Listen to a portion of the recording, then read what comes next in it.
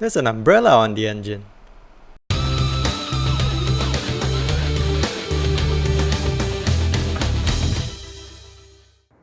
Welcome back to the E30 project.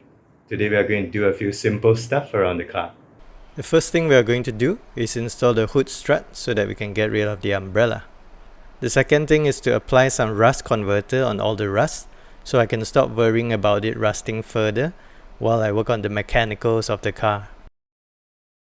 By design, this elbow joint is supposed to keep the bonnet upright, and there's supposed to be a gas strut underneath here, which you can see is missing. The gas strut is supposed to hook onto here, and the other end goes there, just like this.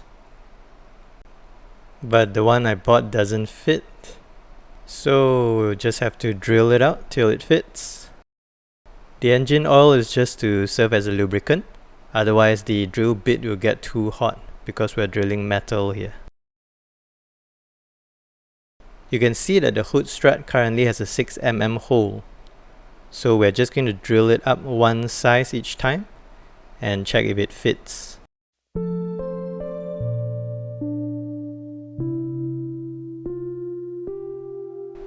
I actually drilled this hole too big. I got it up to a 10mm hole, but it's a little bit loose. With the next hole I drilled it up to a 9mm and it was a snug fit.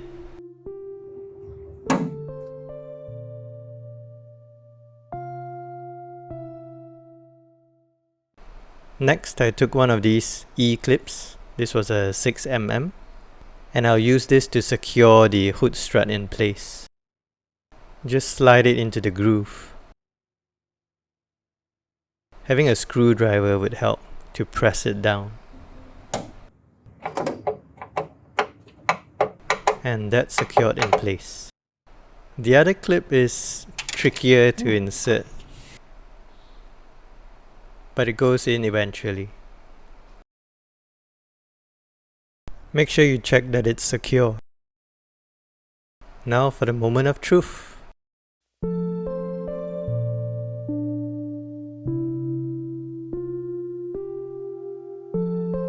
It works!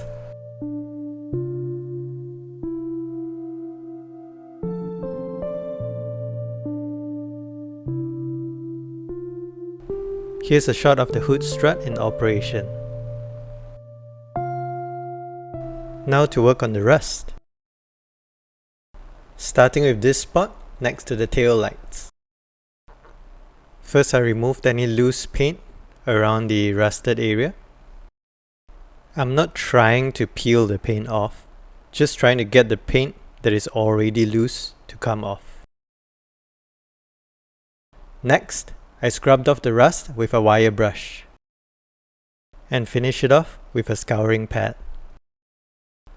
Since the headlight was next to the rusted area, I protected it with some masking tape. Lastly, apply rust converter with a paintbrush. I applied 2 coats to each rusted area.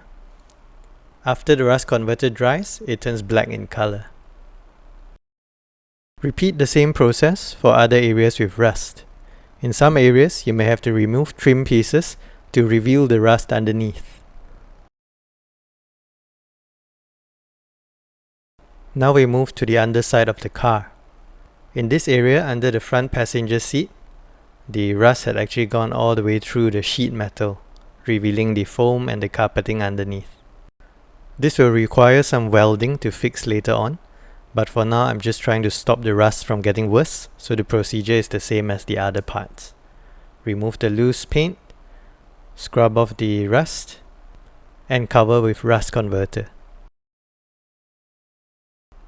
This is underneath the front passenger side wheel well, which I thought just had a small patch of rust, but after removing all the loose paint, you can see how this is really a giant patch of rust, and in some places the rust had eaten through the metal. That's the amount of loose paint that I removed. You can see clear through to the other side. Anyways, we'll just scrub the rust off and apply some rust converter, and we'll fix this permanently in the future.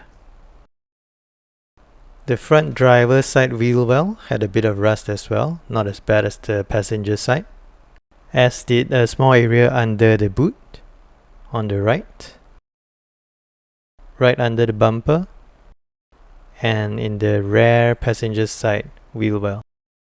Overall, the front wheel wells and under the front passenger side door will need to be patched with some new metal, and the rest is just surface rust. In the next episode, I'll be changing the timing belt, so subscribe to my channel for more. See ya!